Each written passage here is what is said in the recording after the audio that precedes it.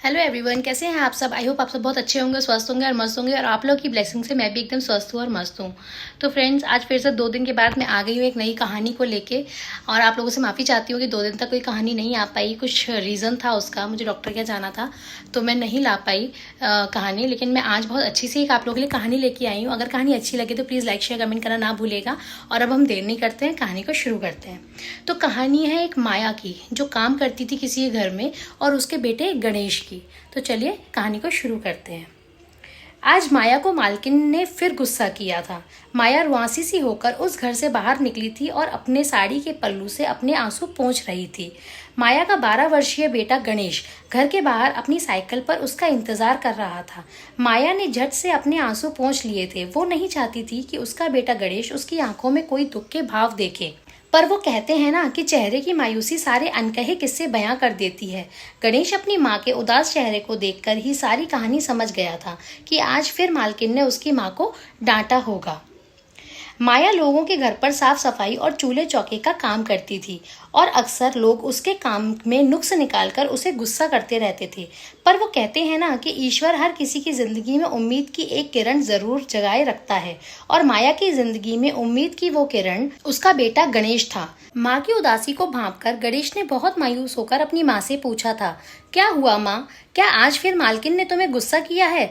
अपने मासूम से बच्चे के चेहरे पर मायूसी के भाव देखकर माया ने अपने बेटे से कहा था, अरे नहीं रे, तू तो कुछ भी सोचता रहता है। माँ बेटे के इस खूबसूरत रिश्ते में यह अजीब था कि माँ अपने बेटे से कुछ भी नहीं कहती थी, पर बेटा माँ के चेहरे की उदासी से सब किस्सा समझ लेता था।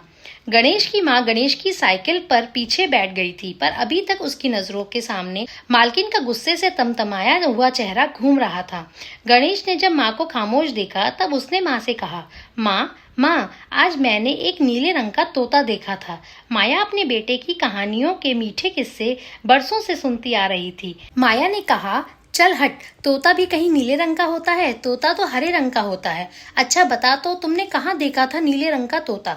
अरे नहीं माँ, मैं सच कह रहा हूँ, वो नीले रंग का तोता एक आम के वृक्ष पर सबसे ऊंची डाल पर बैठा था। झूठा कहीं का, चल बता तो, वो कौन से वृक्ष पर बैठा था? गणेश की मीठी बातें सुनकर माया का गुस्सा रफू चक्कर हो गया था। और यही तो गणेश चाहता था। हर रोज लगभग 2 मील साइकिल चलाकर गणेश अपनी माँ को लेने आता था, और रास्ता बेहद खूबसूरत था। रास्ते में आम के बगीचे भी लगे हुए थे। एक जगह पर अपनी साइकिल रोककर गणेश ने अपनी माँ से कहा था, माँ माँ, इसी वृक्ष पर मैंने उस नीले तोते को देखा था। और गणेश उस नीले तोते को खोजने का अभिनय करने लगा। पर सच तो यह था कि गणेश खुद भी बहुत अच्छी तरह से जानता था कि उसने किसी नीले तोते को नहीं देखा था। माँ भी गणेश के साथ साथ उस नीले तोते को खोजने लगी। पर मजे की बात यह थी कि गणेश की माँ जानती थी कि उसका बेटा गणेश उसका मन बहलाने के लिए एक किस्सा सुना रहा था। पर सच को छुपाते हुए माया ने गणेश से कहा, अब बता, कहाँ है वो तेरा नीला तोता? अरे माँ, तोते कोई एक जगह पर थोड़े ही रहते हैं, वो शायद कहीं उड़ गया होगा। गणेश अभी भी उस नीले तोते को खोजने का अभिनय कर रहा था। माया सारी कहानी समझती थी। उसने अपनी आंखें बड़ी करके झूठ मूठ का गुस्सा करते हुए गणेश से कहा था, अब घर चल, तेरे पिताजी रास्ता देख रहे होंगे। हाँ हाँ चलो माँ, पर अगर मुझे फिर वो नीला तोता दिखाई दिया तो आपको जरूर बताऊंगा। हाँ हाँ चल, अब देर हो रही है। माँ ने गणेश के सिर पर हल्की सी प्यारी भरी चपत लगाई थी। गणेश फिर अपनी साइकिल पर सवार था और उसकी माँ पीछे बैठी हुई थी। गणेश खुश था क्योंकि अब उसकी माँ फिर से मुस्कुराने लगी थी। और सच में अपने बेटे की भोली बातें सुनकर माया के चेहरे से उदासी छूमंतर हो गई थी। ईश्वर बहुत दयालु है। वो हर इंसान की झोली में सुख के कुछ मोती अवश्य डालते हैं। कोई कितना भी गरीब हो, कोई कितना भी अमीर हो, कोई कैसा भी इंसान हो, कुछ ना कुछ सुख का उसके पास क्या कहना चाहिए, जरिया होता ही है।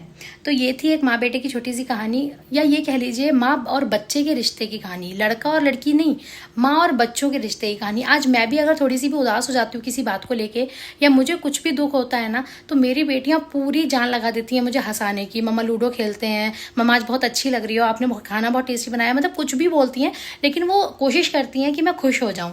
तो माँ और बच्चों का प्यार जो है वो ऐसे ही बना रहे, और सबके संग शुभ हो, सबके बच्चे बने रहें। और सबसे बड़ी बात यह है कि ये रिश्ता बहुत अनमोल है। बहुत अनमोल। तो आई होप आपको कहानी अच्छी लगी होगी। प्लीज़ अगर कहानी अच्छी लगी हो तो लाइक कर दीजिएगा और एक प्यारा सा कमेंट ज़रूर करके जाइएगा कि हाँ, हमारा भी रिश्ता ऐसा है। अगर आपके भी बच्चे इस तरीके से आपको खुश करते हों, आपको हंसाने की कोशिश करते हों तो। और वीडियो को शेयर कर दीजिएगा ताकि और लोग भी देख सकें इस वीडियो को।